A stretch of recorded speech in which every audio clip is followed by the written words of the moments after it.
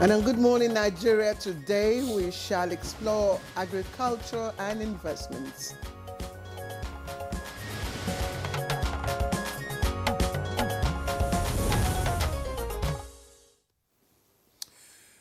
Nigeria is blessed with vast arable land stretching from the savannas in the north through the lush rainforest in the south down to the mangroves of the Niger Delta. This gives us the capacity to grow an impressive range of crops all year round. Absolutely, Demola. And from vegetables to grains and tubers, our green landscape tell a story.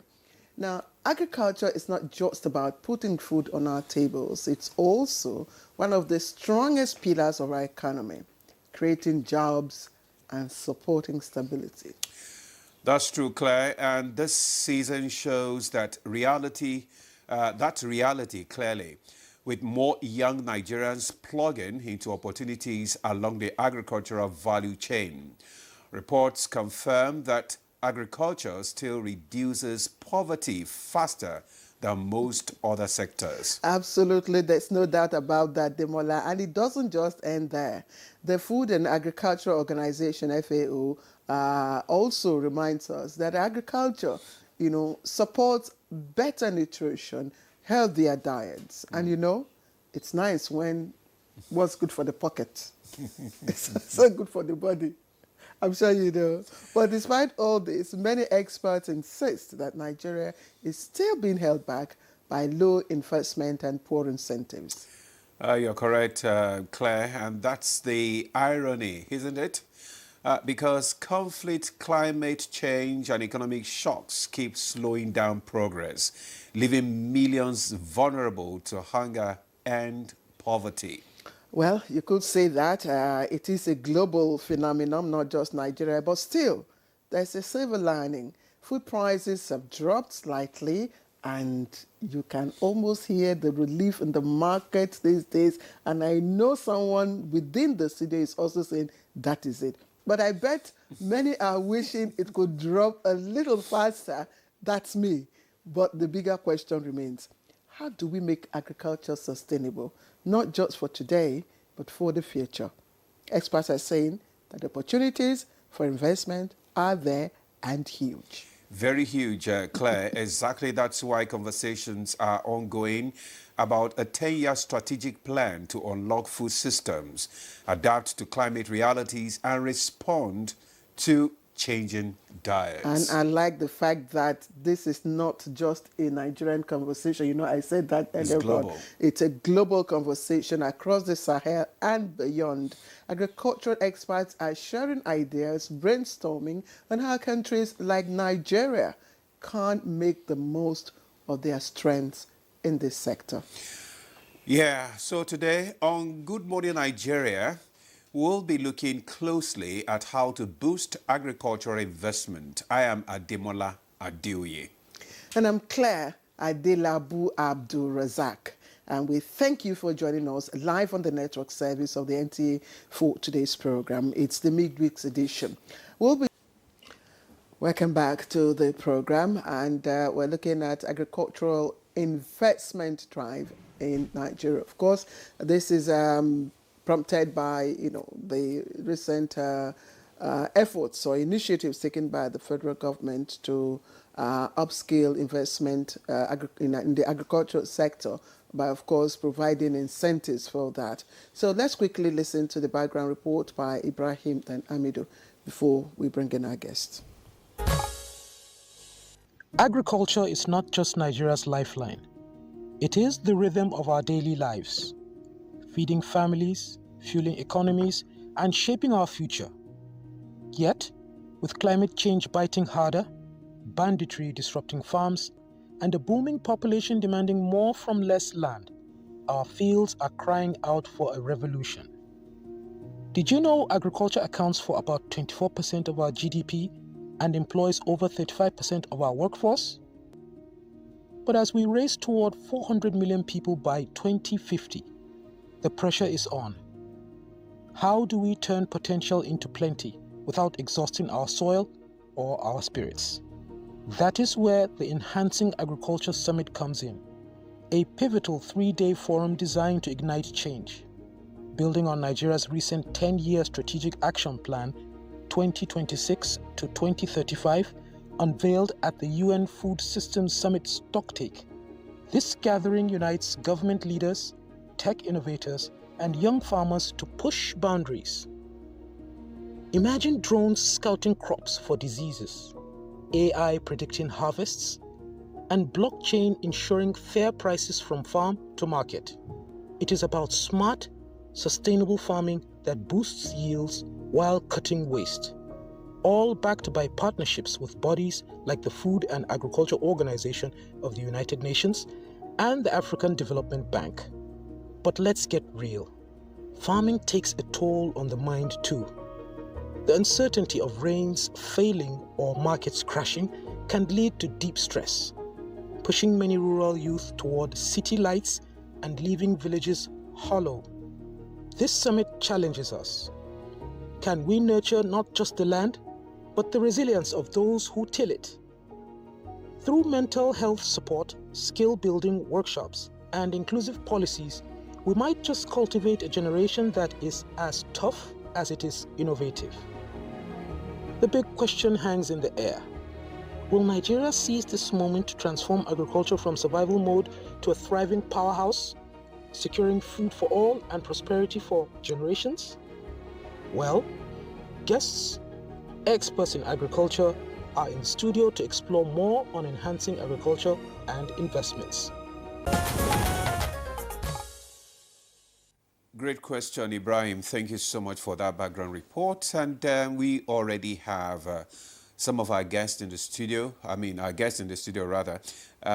are going to throw more light into those questions that you have just asked. First is Professor Abba Gambo, is of the Department of Crop Production, University of Maiduguri. Professor Gambo, it's good to have you join us on Good Morning Nigeria. Thank you very much. Always a pleasure to be here. All right. Thank you. All right. We want to also introduce Dr. Emeka Okengo. As usual, he's a development economist, farmer. He's also the National Coordinator, Nigeria Food System Support Initiative. Dr. Okengo, good to have you again. Always a privilege to spend time with you, Dimbola. Good morning, Nigerians. Good morning. All right, we also have architect Kabir Ibrahim.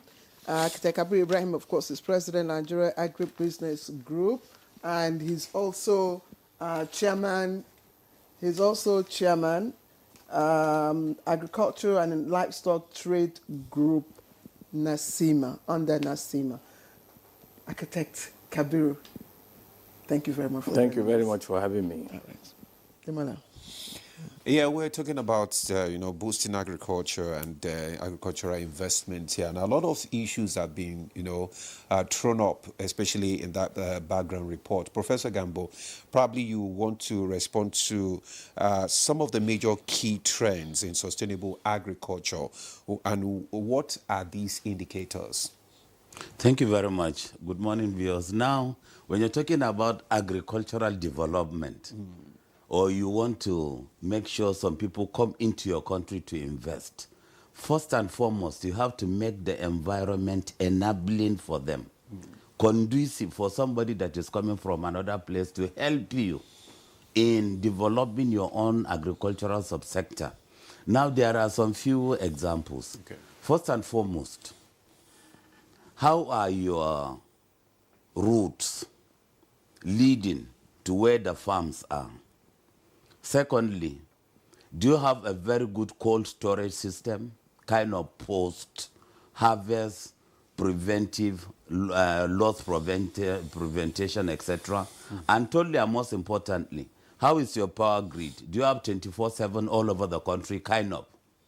And under normal circumstances, if you're talking about investment, without these three indicators, there is no way any good person can make it. It's not possible. So first and foremost, we have to look inwards. We have the potentials, we know. We have the human population, we know. We have the labor, we know. We have the excellent agroecological climate conditions from the north to the south, we know. But then that will not solve our problem. We still have to go a little bit further to make sure that certain things are in place. If the person comes, how comfortable is he?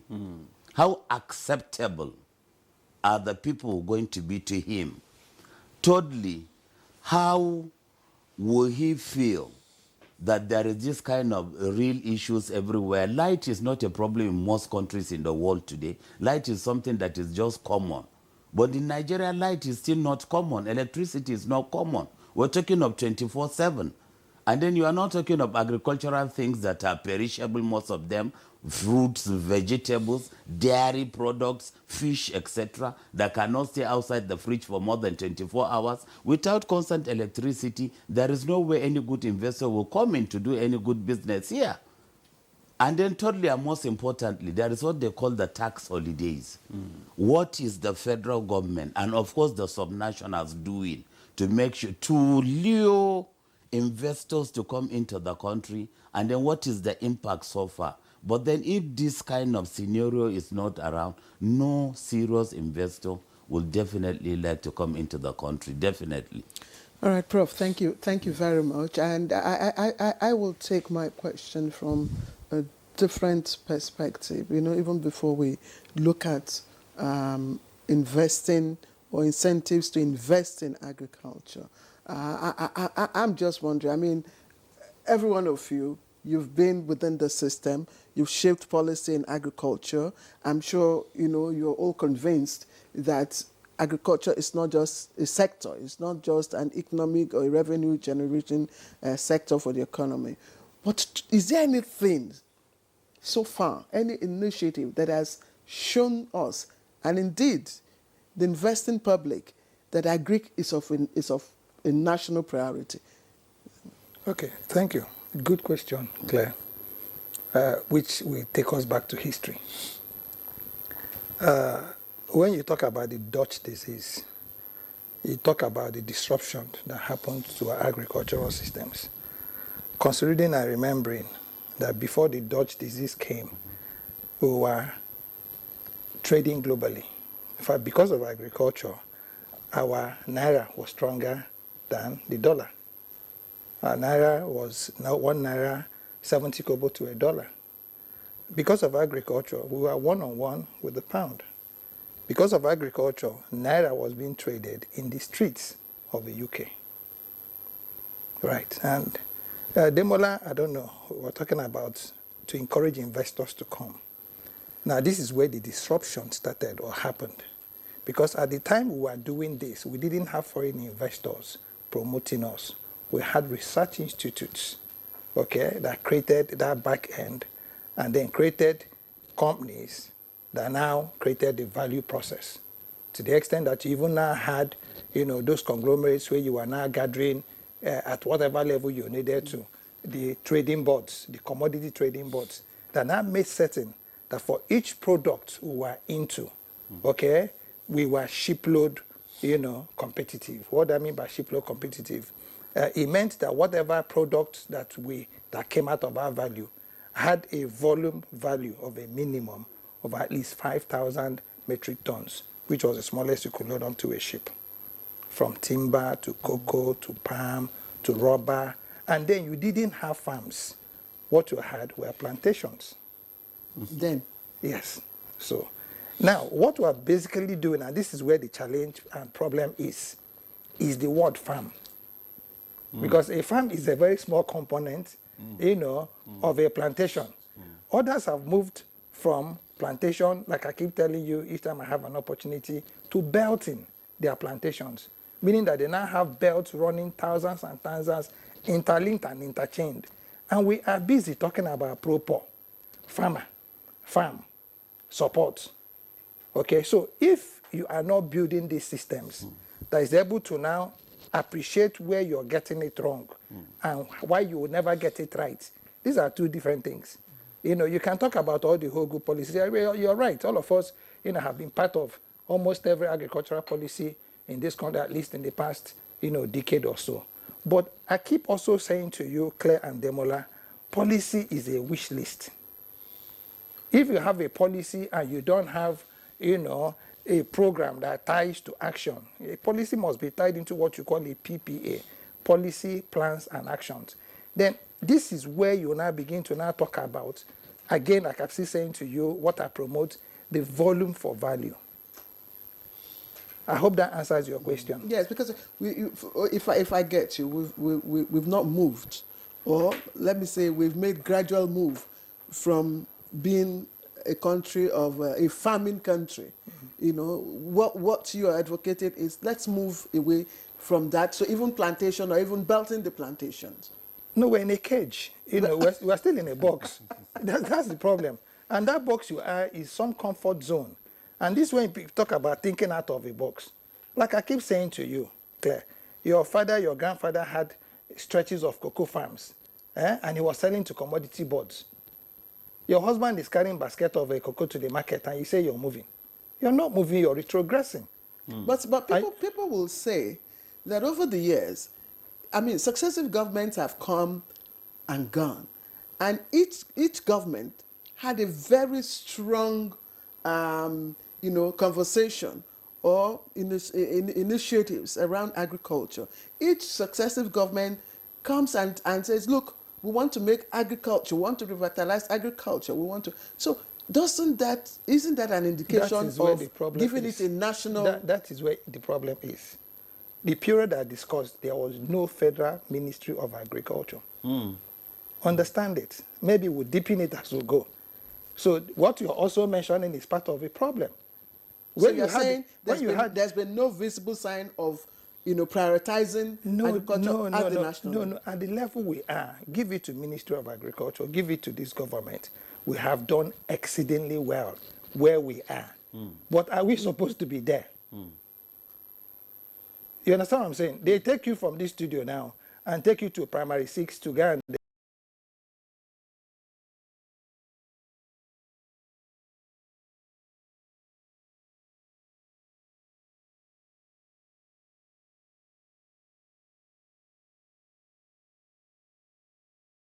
focused on the proper angle to it. And this is why, I don't know who mentioned about cassava. I was one of those people, and one of those people that's promoting cassava as a universal crop that can grow everywhere. In fact, grow even in the northern part of the country better than where you call the cassava frontline states. But for cassava to mean anything to you, you must be able to now take it from your 55 million or whatever million to about 300, 400 million. So that you can now begin to build factories that can give you your sorbitol, that can give you your starch, that can give you your sugars, and then begin to now contain what Prof was talking about: energy, infrastructure, storage. Okay, let's put All right, let's get Architect Gambo in into the discussion. I want to ask Architect Kabiru. We talk about agriculture, making it interesting, attracting investment. Which is the core of our conversation this morning.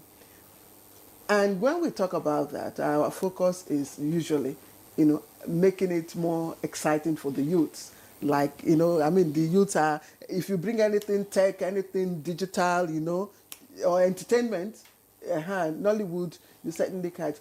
So, in practical terms, is it really possible, to make agriculture exciting for the youth, just like, tech and other aspects, entertainment world? Well, certainly, yeah. The IT, for instance, leads to e-finance. It leads to enhanced productivity using climate smart production and all that. And the youth are interested in fintech. So if there are possibilities to replace white-collar job with entrepreneurial efforts, there will be attraction for the youth. And then agriculture, you can do that. Already we are now, people are asking for land ownership. There are many, many things in place now all over the world, and even in Nigeria, people are doing a lot of things that you can do vertical farming.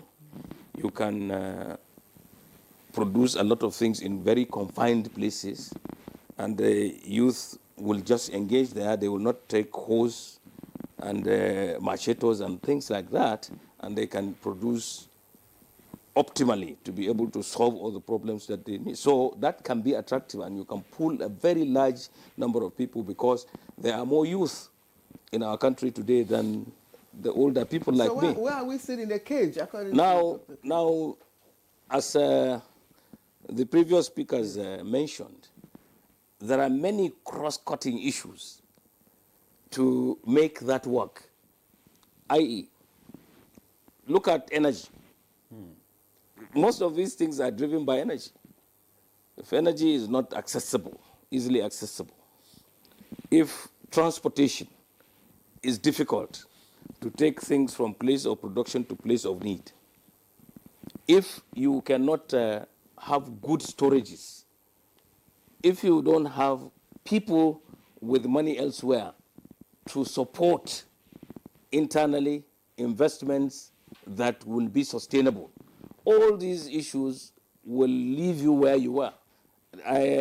Dr. Congo was saying something, he was taking us back to the 50s, you know, telling the story, telling us that the Naira was very strong because of agriculture and all that. Then oil came. He didn't tell you that we did not focus on our agriculture since we found oil. We let things go. We became complacent. We thought that oil was going to solve all our problems. Now I want to take you to a first world. Take Japan.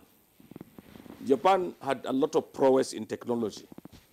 It was building cars, building electronics and all that, and it thought it could import everything that people needed to eat. But they soon found out that it was not possible to sustain that. So they came up with hydroponics, vertical farming, urban agriculture and all that. Now, to some extent, they are food secure out of their own hard work. In Nigeria, what we did was, instead of using oil to be the bonus that we need to accentuate our agriculture, we jettisoned our agriculture and concentrated on oil income. Now, oil is a curse to us. And then we are now going back. So many windows are being opened. Like he said, this government, from where we are, it has opened a lot more windows than any other one to be able to really optimize or take people out of helplessness to a position. So at a small movement from where we were to where we are today is uploaded, i.e., some of you are saying that food prices have come down now because you have done a short intervention and you think everybody is happy. But, you know, it's a two-pronged thing. There are many of us who are not happy that food prices have come down because we will not be able to go back to the farm because we cannot buy inputs. The inputs prices are still very high. So if you tell me that I will put 50,000 to produce something and sell it at 30,000, I can. If you force me today, yes, but tomorrow will I do that thing that you will now muzzle me into selling? So these are all things that we must look at. You know, it's a whole value system that you need to change. As you are looking at the value chain of any competence, you must also have a change of mindset as a Nigerian to be able to look through what are you really doing at this point. Are you being fair to all? Or are you just solving a problem as it happens and you are not thinking of a sustainable solution? Architect, you've been the president of all farmers association for as long as I can remember. You're also chairman Agric and Livestock Trade Group NASIMA. Each time we come here, we talk about agriculture and how to improve that sector. We go back to the same issues, and that makes me to wonder: is it that we roll back every initiative, every step forward that each successive government, has, taken in revitalizing or reforming, this sector? Unfortunately, NTA is owned by government, but I would want to share this thing with you now, and this is the truth. Give me one policy that was really followed through to the latter. We have had a myriad of policies. We will start a policy, we will do it for some time, and then we would have a somersault. We would do another one. Let me tell you about, let's say, Uncle Borowa. Uncle Borowa gave the optimum push for a certain commodity in this country in the beginning. Everybody hailed it. Then somehow it was abused in the process. And now all of it is not even happening. It's been jettisoned now. So as far as I'm concerned, from NABG, we have what we call Policy Implementation Analysis Fund. What we are doing today is quite different from what was happening before. Because of the experiences that we have had, as you said, since you could remember, I had been involved in this. 25 years, I was in poultry as well. 25 years I've been there. I've got some experience in what everybody else is saying around agriculture, in the agriculture ecosystem. What you must do is, sometimes, you see, you take very difficult decisions. If your car is consuming engine oil, and you keep procrastinating that you are not going to overhaul the engine, you are going to be topping engine oil. Someday, the car engine will knock. It may be beyond repairs. You may have to really change the engine or that. And that is what is happening to Nigeria. As unfortunately, this is the truth, not fairy tale. Many of the things we are doing that we have not seen fit to follow through are going to really take us back. And that's why everybody is now talking of what we have had, the beauty and the growth in the economy and all that we had before. When we used to go to London, I was being given 252 naira when I was in the university, and that 252 naira was like $252. I could pay my ticket, I could stay in a very good hotel, and I could come back. Today, the dollar is 1,600, 1,500. So I cannot even go anywhere. Today, you cannot even allow your children to play with bread on the dining table. Before, you would keep bread and your children, small children, will play football with it. You don't care. I'm sure today, when you leave your house, you will not be able to buy a good loaf of bread at 2,000 naira and just keep for the children to play with. So there is regress in livelihood and affordability in all facets of life. Now, but when you have inflation, when you have turbulences in the food system, everybody feels it, because even Mr. President has got relations whom he helps in terms of survival. He has to send money to them to buy food and all. So everybody is affected. So it's for us now to sit down, reappraise the situation, and do what is needed. Now, whatever comes now, I try to look at it and be sympathetic to whoever is promoting it. But mind you, I'm going to put a template, I look at the good in it, and I accentuate the good, and in my advocacy, I talk to the powers that be at that time. Look, it is in your larger interest to follow this through, and that is why we are promoting that policy implementation analysis. Okay. And that is a very new thing in Nigeria. And I can assure you that we looked at the dairy policy, the tomato policy, and the grading and standardization. Luckily, the first clip that we saw here today was on a program that we were doing, and we are still doing. It's going to be a 3D program. FAO is organizing it. It's going to be around all the 6 geopolitical zones, and especially the areas of need where you have a lot of shocks in the livelihood of the people. I am from Katsina. The situation in Katsina is so bad. It's accentuated by insecurity and all that. But generally, we are poor. Niger State is one of them. Oyo State is one of them. Ebonyi State is one of them. Cross River is one of them. And all of these are going to be put together, and they are going to test cassava, maize, and tomato in them. I am saying that this is a very good opportunity and I welcome it. Whoever is doing it, it doesn't matter. We are going to look at the progress that we are making. We are not going to look at cassava as just cassava that will spoil on the market, on the farm. No, what value, what derivatives can you get from cassava? What derivatives can you get from maize? What derivatives can you get from tomato so that it doesn't spoil by merely keeping it on the road from Niger State or Mina to Lagos? So that when you put it on... All right. Architect Brian, thank you very much. Policy implementation analysis.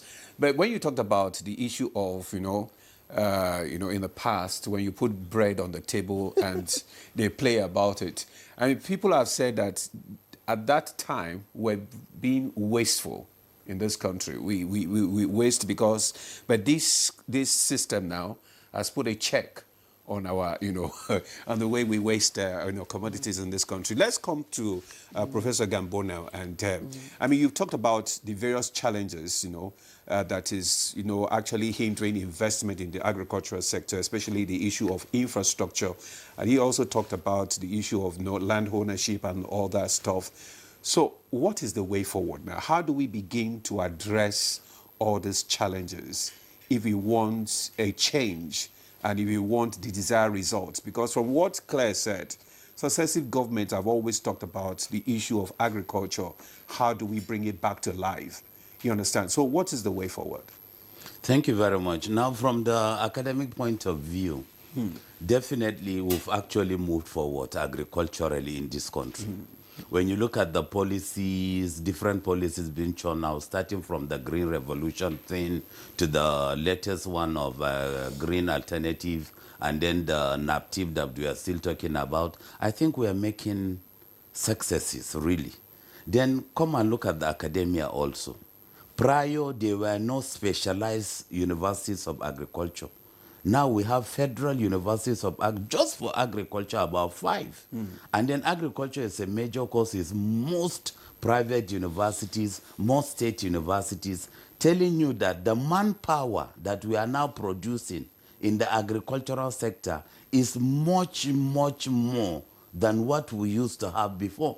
And also talking about the research institutes, they've been upgraded. But then, it's not a kind of overnight thing. You have to take your steps gently, but then you just have to your timeline, your deliverables, and what you want to achieve.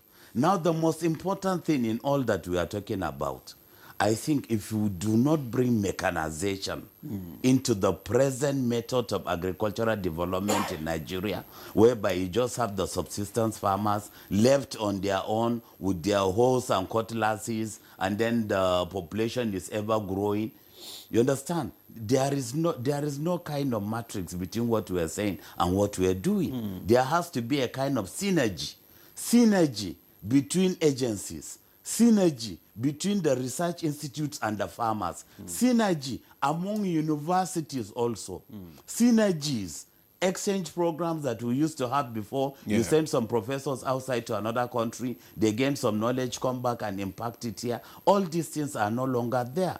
But like I said, we're actually making successes. Now, when you look at the template of the total number of agricultural graduates in Nigeria, it will amaze you.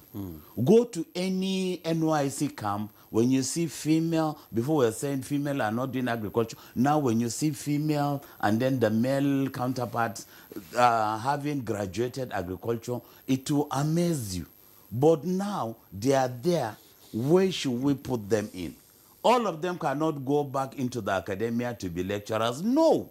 That's why I said there has to be a kind of synergy. We know the number of graduates we are producing every year.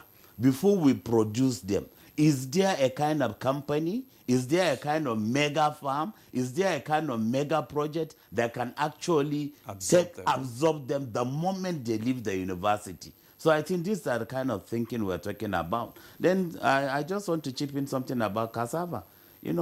Whether we like it or not, Nigeria today is the greatest producer of cassava in the whole world, and we have to beat our chest. Not the cotton, hoe and cutlass thing, but then we're talking about the derivatives, the ethanol thing, we're talking about the starch and other things. And I think that's a good way to go. Now, Abdul Kabir said we are doing the 3. I was there yesterday, and I'll be there today and tomorrow also. It's hand-in-hand agriculture irrigation project. And you know, irrigation is very important because we just have one season, rain-fed agriculture. And with our ever-increasing population, one season agriculture can never tackle the food security issues in Nigeria. That's why I've always said you have to look at other and alternatives. What are the other alternatives? Let's bring in the rain irrigated also. And the workshop is for 3 days, and I think so far so good. Most of the crops we're talking about, maize is an irrigated crop. Tomato also irrigated. Cassava can also be irrigated. And we've already noticed that these are crops that have wider acceptability all over the country. So by the time you tackle these crops, you are actually saying a big goodbye to hunger in Nigeria. All right. But you said something that, Prof, that we have a large turnout of, youths, in the agricultural sector, but the problem is being able to absorb them. But even if you absorb them, how do you retain them? Because most of the time, the system does not make it attractive to the youth. So how do we make it attractive? Yeah, I was thinking, I said a kind of mega farm. Did you hear me say that? I said mega farm, whereby once you have the graduates, assume you have a farm that can actually take about 1,000 youths at a time. Okay. So that farm can be going to NYC camps and they're looking for where are the agri-graduates, where are the agri-graduates. That's the kind of thing I'm positing.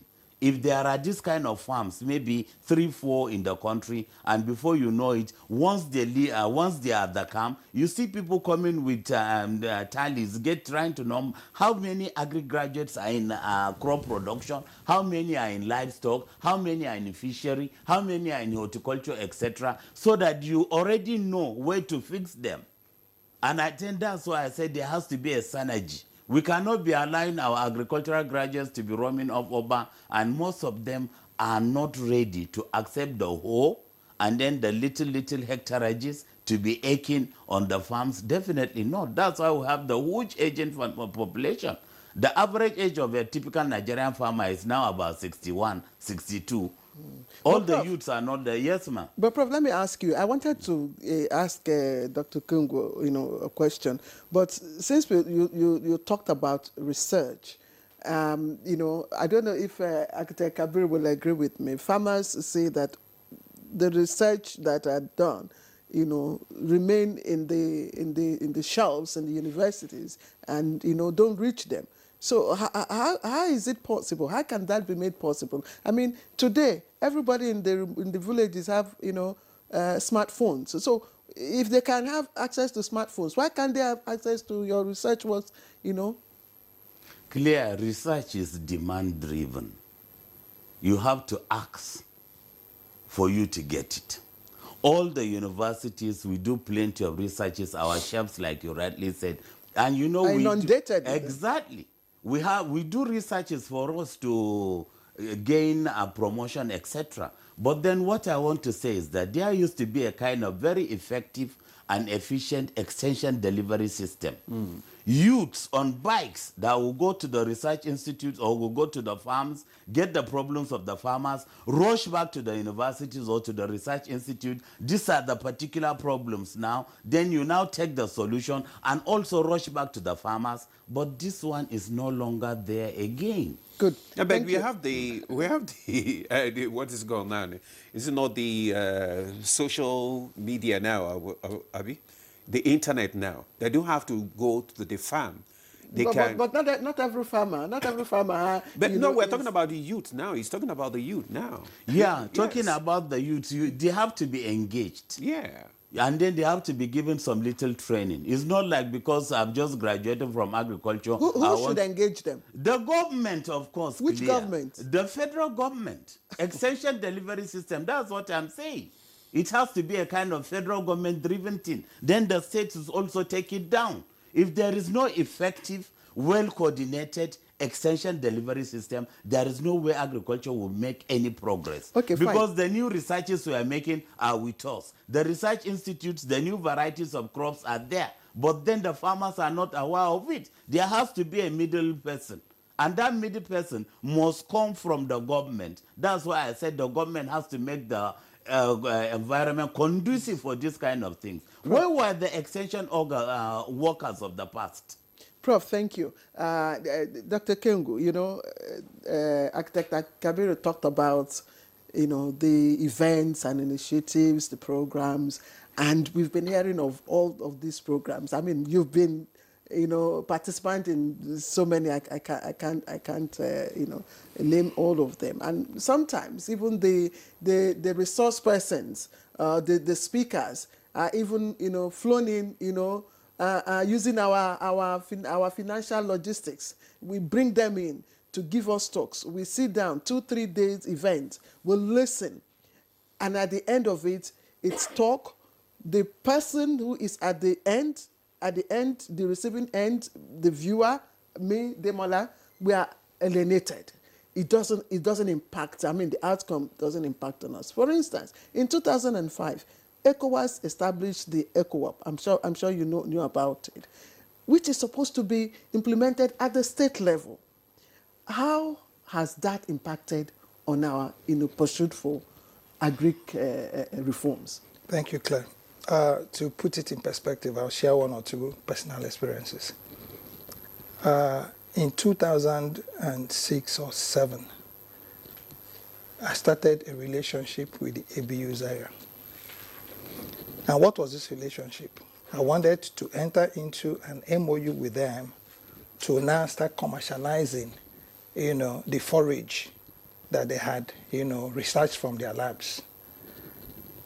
And somehow, when eventually we got to consume that MOU, the VC said something very instructive. He said, for an Igbo man to do this. And I said to him, sir, people don't read. And if you do read, what I see is that this country is going to be burning in the next 10 years because of climate crisis. And it is going to be based on the lack of forage.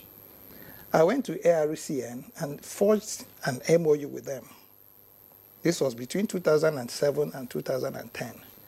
And in that MOU I forged, or my company or my group forged with ARCN, we found out that they had 3 volumes of research outputs containing over 5,000 research outputs that were just documented and never deployed.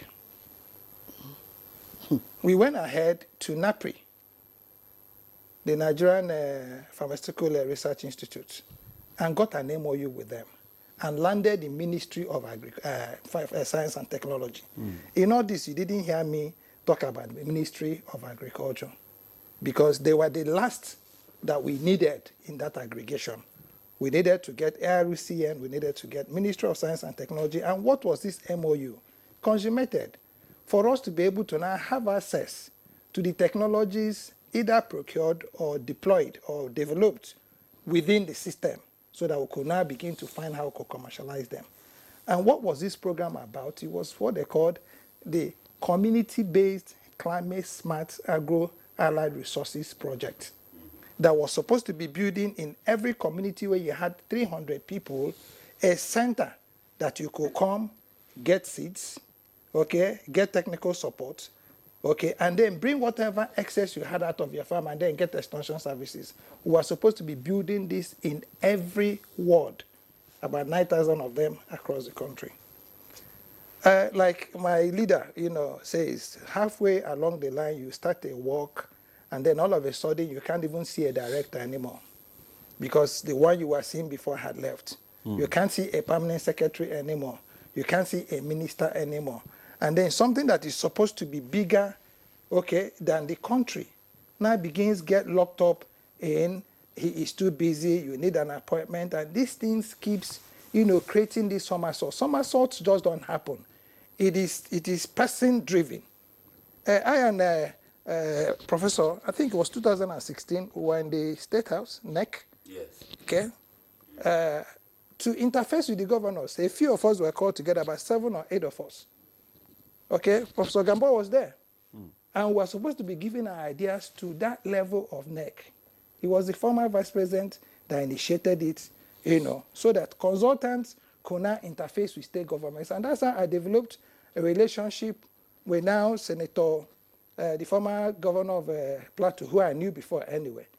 And as I speak to you now, part of what we are trying to promote is to say, what is this challenge? Why can't we be able to do things right?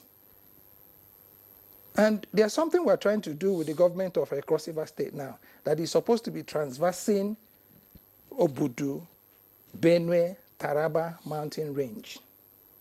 Clear, it is one pristine forest that has over 20,000 hectares of land that you can disappear all your cattle into. What is giving you this confidence as a private sector? Because we are talking about what government can do. We are looking at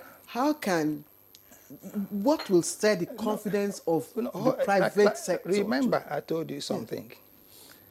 There is a policy, the FAO policy, the food systems policy, is hinged on one word: grow your own food.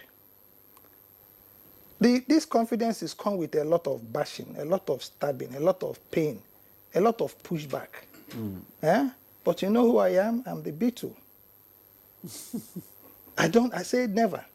And that's why I have developed relationships. We know where all of us are coming. All of us have our bitterness. All of us have our shortcomings. But we're saying, government is like the barracks, so to speak. Soldier come, soldier go. So if you look at that soldier that is stopping you, you're not able to ever get into their barracks to make your life better. So my confidence, and I can tell you this, it does not come without pain. But it comes with a determination that things can be done right. And you can begin to see that you are now beginning to see a government today that is working. So even without, in the debt of infrastructure, yes, electricity, yes, good roads and all that, you are still able to break even despite the pain. Breaking even is generic. It's rhetoric. Okay, let's say not break even. No, you are still able to forge ahead. Let me tell you what I've been able to do. Yeah. I've been able to break ceilings. I've been able to show empirically that what we've preached is doable. And this is why the last time I came here, I dared you. I said, as I'm living here now, follow me behind. And let me go and show you cassava growing in bags. We don't follow behind anymore. You follow in front? We follow okay. side by side. So you go side by side. Okay, so point I'm trying to make is that we have become very disruptive. And all you need now is this government that is listening. And again, remember that today the president says he's not even as interested in agriculture as in the federal level as he is in the state and regions. That is his word. So all we need to do is that is the president's wish list. Unfortunately, he's not able to go out to the field to now make certain that these lands are plowed. Now, this is again where you now have what you call administrative red tapes, and limitations. People around him have to begin to make contact. Okay, and the essence of bringing people to television is not for us to dance and for people to clap. It's for us to be able to inform, to be able to educate, so that government can take a cue, one or two cues from this to say, okay, if this is what is happening, who do we ask questions? Okay. So what is important, and I'm going to be resting on this, is not to say that we've made a lot of success. But we've been able to showcase, if you come today to say, where are those MOUs? I will put them out and show to you. Some of them are dusty, but I'm not giving up. I've been able to show that these things can work and these things can happen, and that is what is most important. And what is most needed is a listening government. What is most needed is to be able to do that aggregation. Okay, all right. Thank you, Dr. Okengo. We are having some comments sent to us by some of the viewers. We can just want to encourage you that you can send your questions and comments and also take part in this conversation, enhancing agricultural investment in Nigeria. Let's just read out this one. This one is from Arabi Kende Paul. Maybe Architect Ibrahim would respond to this. Is that I'm happy that this is coming up. First, young farmers do so out of no white-collar jobs. That is, the younger ones, they go into farming because they don't have a white-collar job. Secondly, introducing technology into agriculture is very expensive. The third, land ownership is a very big problem. Lastly, financial support for farmers is often lacking or expensive. All government at every level should genuinely support farming with subsidy in all areas. Architect, what do you want to? Well, I still want to go back to the incentives that are there for youth to really play an impactful role in the food system. And they can do this by sometimes cutting niches, be resilient and focused, and remain stoic in spite of all the debilitating circumstances that we find ourselves. It is not out of place to tell you that it is possible to build a business and for the business to succeed. And you can also make it sustainable when it is inclusive. That is to say, when the stakeholders look up to and get results throughout the period of that business. And I am the chairman of the Agriculture and Livestock Committee in NASIMA. NASIMA is the apex body of all private investments in this country. And we are encouraging investors to, from the private sector perspective, utilize the possibilities in IT in optimizing their businesses. So, to that extent, you can easily see, there's a graph now. Nigeria used to be dependent on oil. Even the subnationals are depending on monthly allocations, and that goes to them. But we are saying they should all come together, coalesce, with all the efforts they have. And if necessary, even take out of that thing that is distributed to them, inject it into agriculture.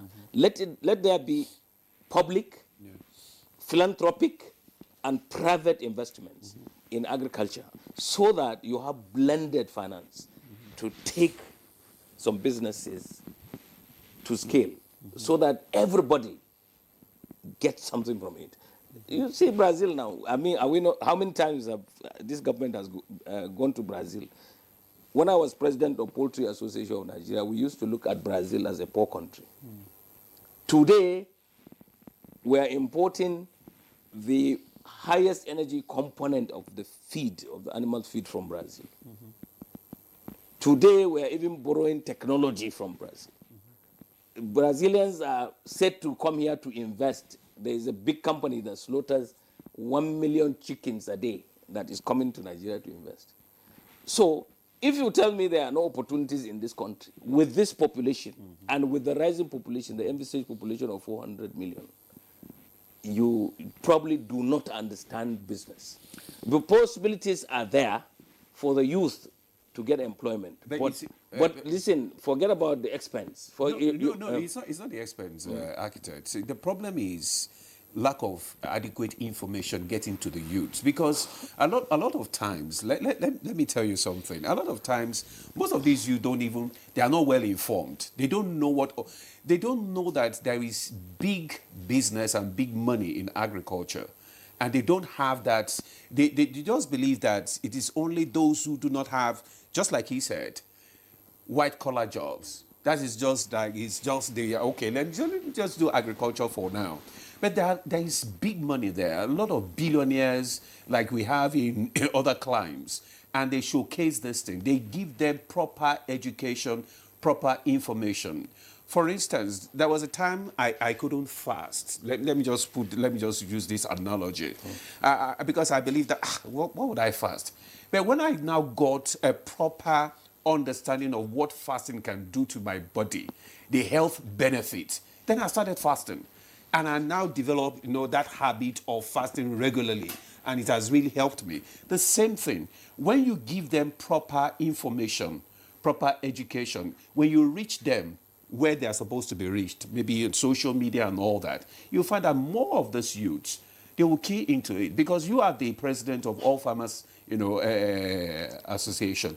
So what are you doing to reach? Let me tell you, what you are telling me is shocking. Yeah. It's very shocking. Yeah. Because There is no information that is hidden from anybody in Nigeria, especially the youth. Everything is on the social media.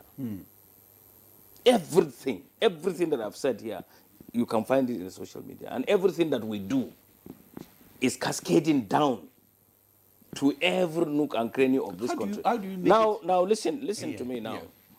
You know, yesterday, Professor Gambo saw me in a program. I was there wearing 3 caps. As the president of Nigeria Agribusiness Group, the president of all farmers, the chairman of something in Nasima. It was done live. And it is all in the social media, everything that we discussed. And it is youth that are really managing this thing. Some of us have got limitations on how to, you know, tinker with the tools. The apps and all that. But the youth have all this information. What we are saying here is, for a youth that maybe Claire's son is 30 and she has to give him soap to go to the bathroom, and he thinks that he will just be taking that soap and all until he gets to 40. Then he starts telling her that at 40 he's not married. And then she looks at him. She doesn't tell him, look at your friends. Your friend at 28 is a billionaire. He is doing this. He is doing what is called hydro IQ. He is using his God-given resources to bring out possibilities in cutting a niche in agriculture, in certain forms of it, even in what the doctor has been saying about, is it Prof that was talking about extension? Today you have digital extension. It's there. You can really take this information to the people who care. If you look at the smallholder farmer and you predicate everything on the smallholder farmer, you are getting it wrong. The smallholder farmer will disappear at some point. You will have commercial farms.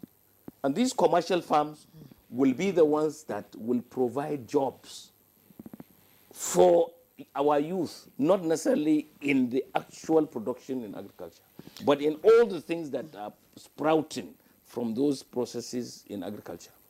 Okay. And you do industrialization, the country gets an optimum push to become industrial through those efforts. It is not something that will happen today or tomorrow. It's work in progress. You know, 150 years ago, America, the United States of America, had 70% farming population, just like we have. In Europe, they had the same. Today, as I'm talking to you, the farming population in the United States is barely 2% of the population. And in Europe, it's barely 3% of the population. So there are jobs from all kinds of places. If you, here in Abuja, you know, there are certain, I will land here. Yes. There are certain things that we are talking about, certain things that affect sensibilities. We come out to tell you, okay, in theory, what we have, and we give you a choice, will have to be labeled for you to really see it and make your decision. But you go to the market, people are selling things in basins. There are flies all over them.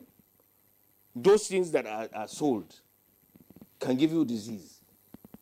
How do you label anything in a basin? As we improve, Claire will go to a shop like H-Medics, and she will find Ijebu Gari. She will find everything there. No, Architect Kabir, I won't do that. Listen, no, I won't do that. Listen. These things are necessary, and they will come, whether you like it or not.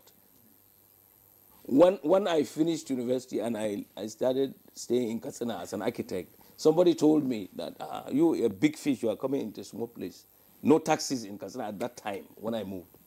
Today you move seamlessly, you call a bolt, you call everything, and people come and all that. These things will progress with or without us. Can I take some more questions? But it's work in progress.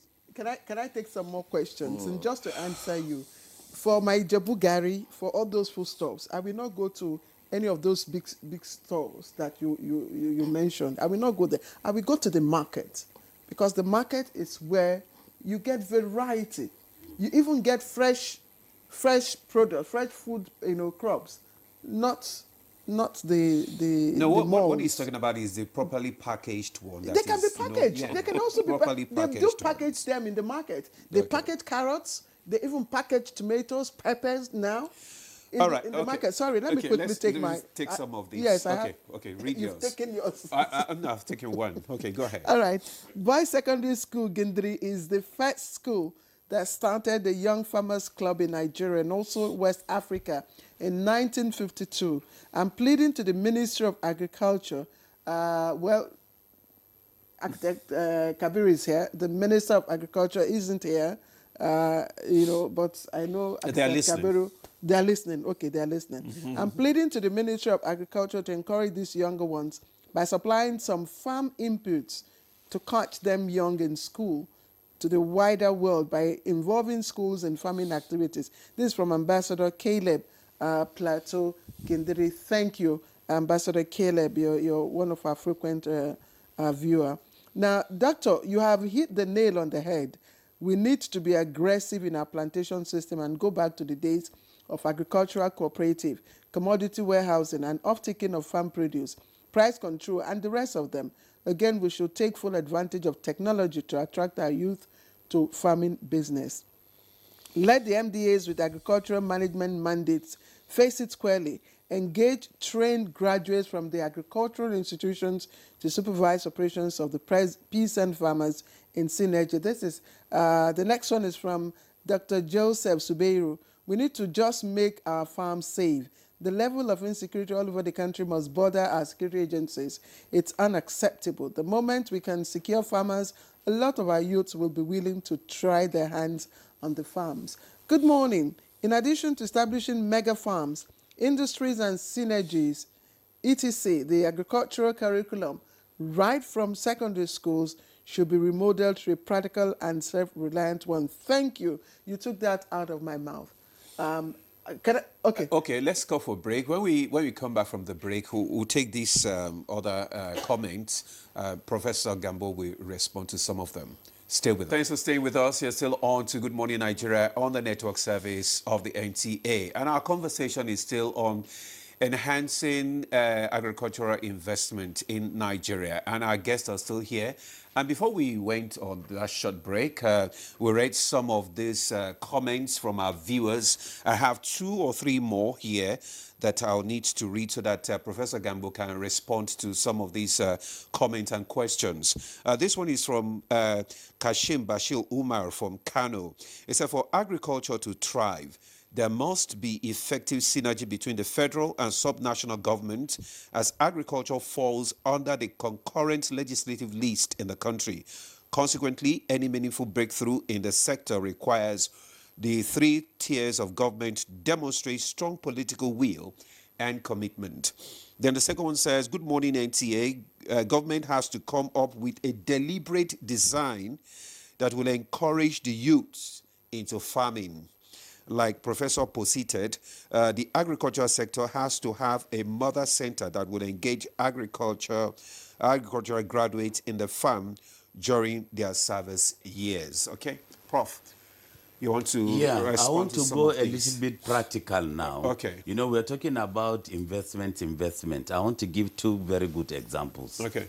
Now, yesterday, the table that Architect Ibrahim sat was also the table that the man that is handling the Dangote tomato factory was sitting. So while he was making his own contribution, the Dangote tomato factory is along this Kano-Kura axis. And they said they have the capacity for 40 trucks of fresh tomatoes to be processed every day. But the factory has been closed for the last 3 years. So many challenges. We talked about the energy. We talked about even the outgrowers. And then in my mind, as I was sitting, I said, look at job for all my students now all over. All the universities in the northern states, from Usmanu Danfodio to University of Maiduguri, you understand? If Dangote is ready, all you need to do is you have a particular seed or variety of tomato that you want your company to produce. The easiest place to go is for you to meet the universities. Every university in Nigeria has a commercial farm, and every faculty of agriculture has practical demonstration farms.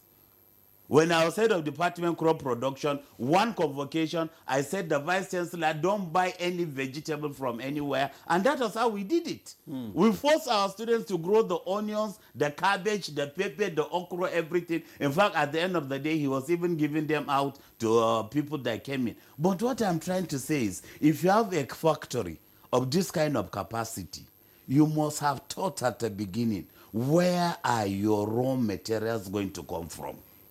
Very important. Then secondly, if you have a particular variety, how are you going to source that variety to make sure that it's available for you? We're talking of 40 trucks of fresh tomatoes to be processed every single day.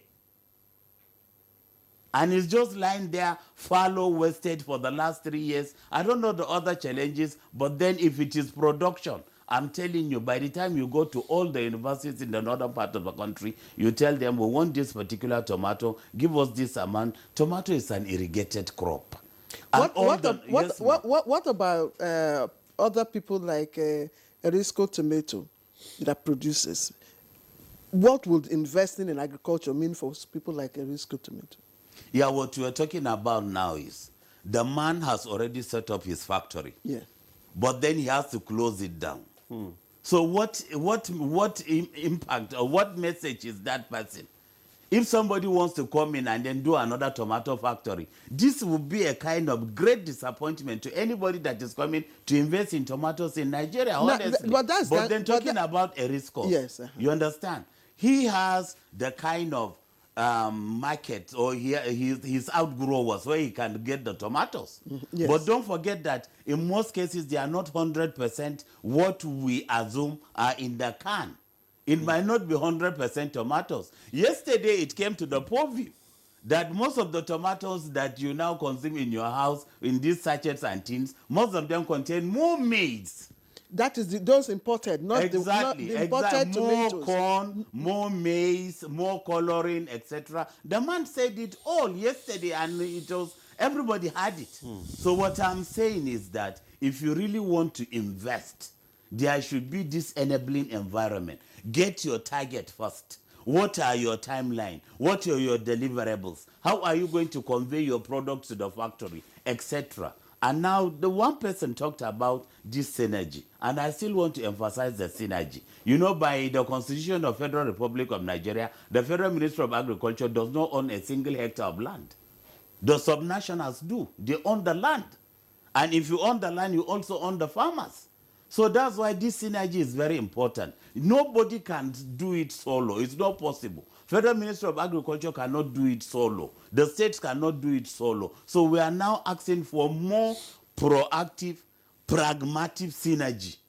If the minister is talking, let him talk with all the commissioners of agriculture in all the 36 states so that there is a kind of good synergy amongst them all. All right. I want to, fasten our conversation because time is fast spent so that we can chip in a few more questions before we round off.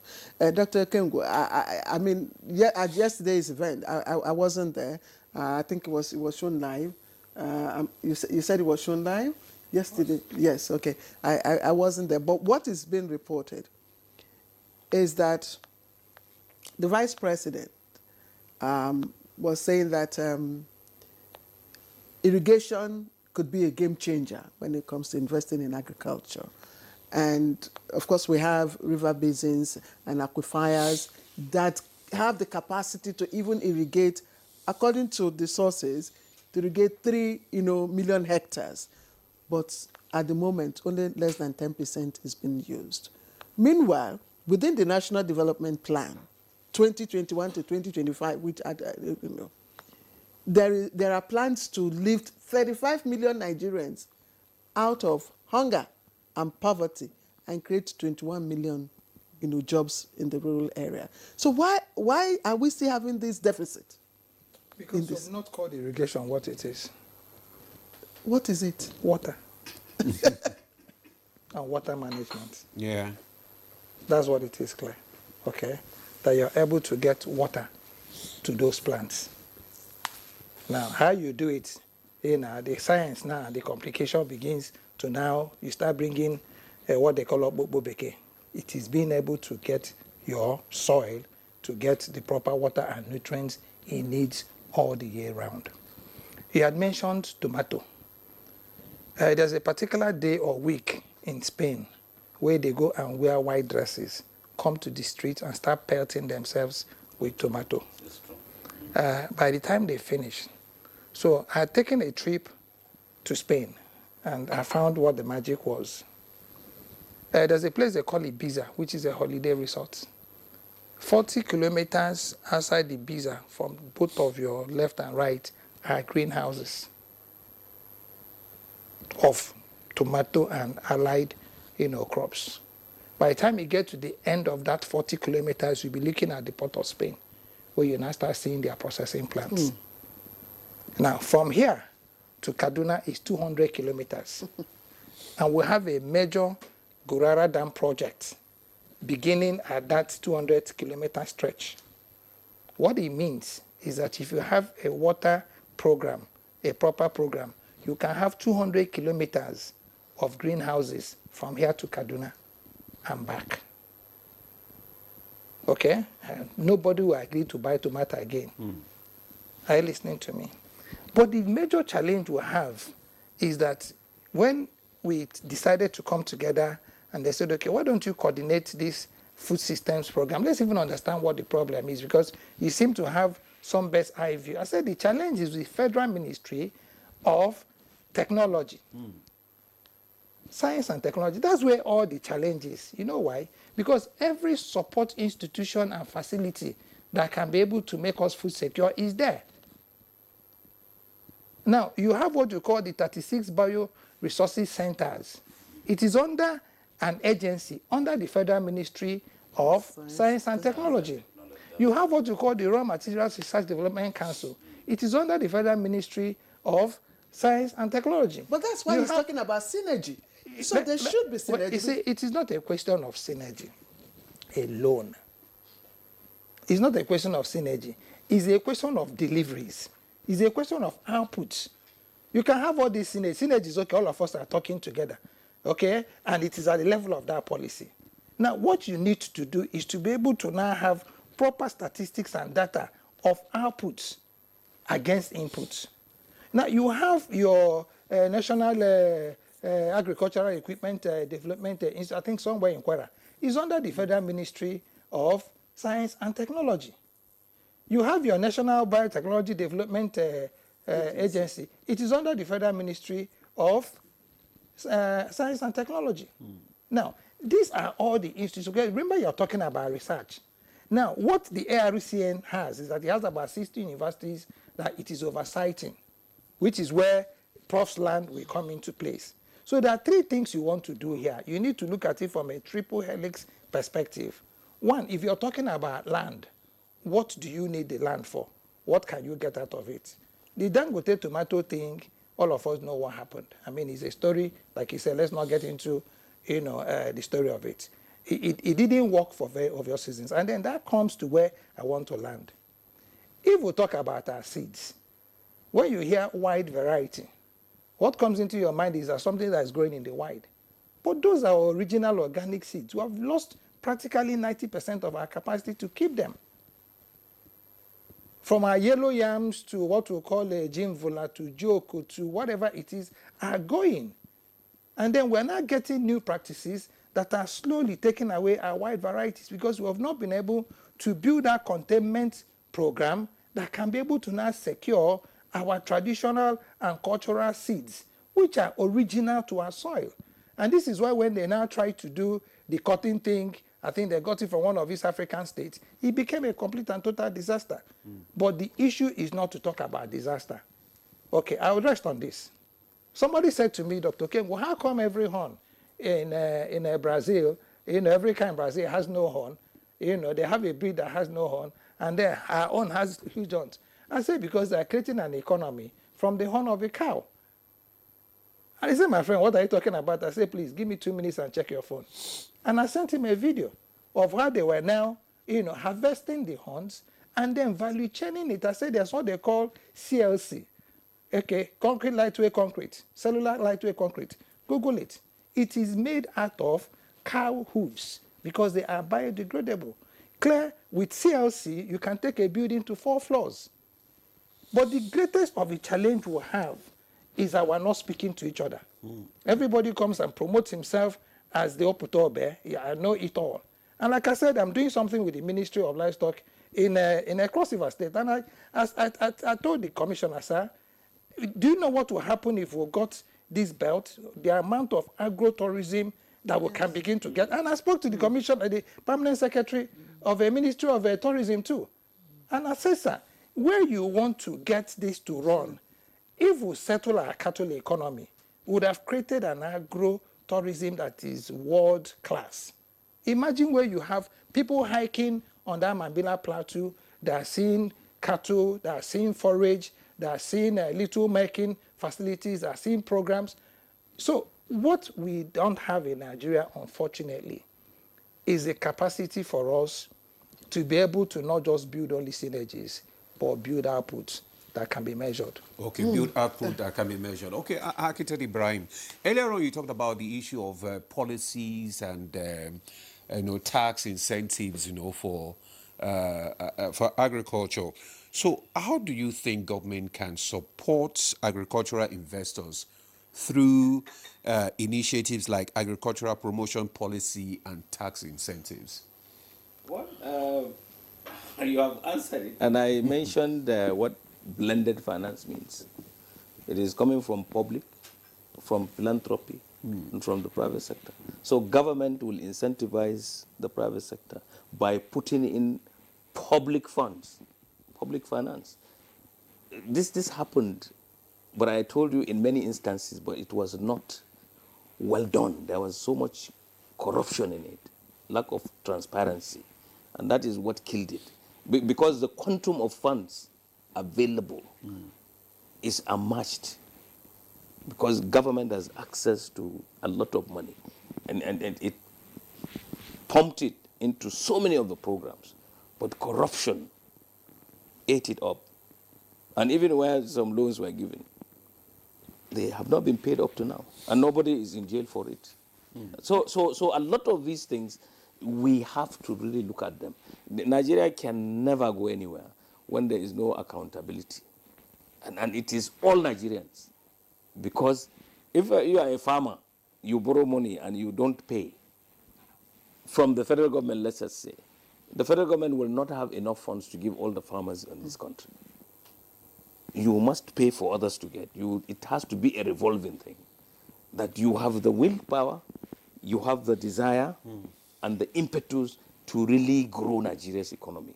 And you can only do that by paying back what you borrowed and adding value to the situation that you found that helped you to get where you are.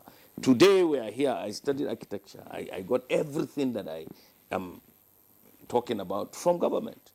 I am giving everything back through agriculture. I'm here every day. Nobody pays me. You don't pay me. Nobody pays me. I'm always here talking and saying things that should be done. I'm giving back. And everybody should do that in Nigeria.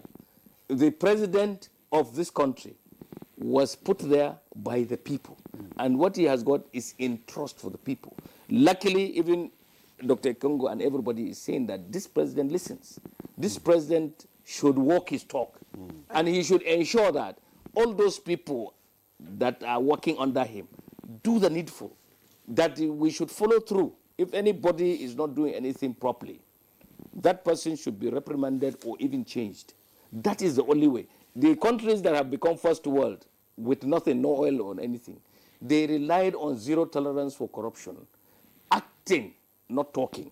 Singapore had nothing when it began. Today is a first world. Dr. Kabiru, we have to go. It took leadership. Yes, but not before you answer this question. When the Ministry of Livestock was created, I mean, we were all, we all rejoiced, and everyone would say, okay, this is another avenue for, huge investment in this sector. And I'm happy that you're chairman of Agric and Livestock. What is happening? That ministry seems to have gone quiet. Well, you see, two things have happened there. I was even in the committee that brought it about.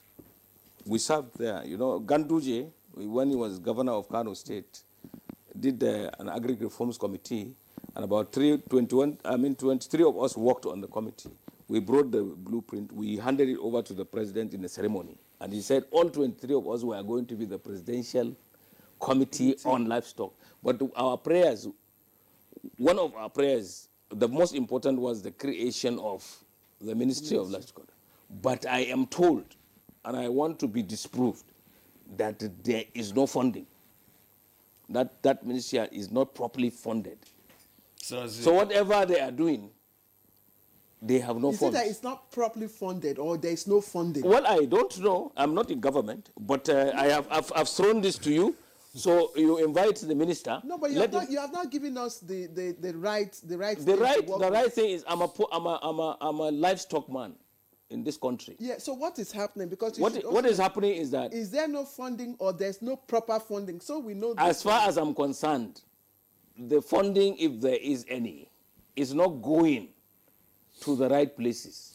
Okay, Professor Gambo, your parting shots on this conversation. From the new mantra of the Food and Agriculture Organization of the United Nations, 4 things, 4 sentences, very sharp ones.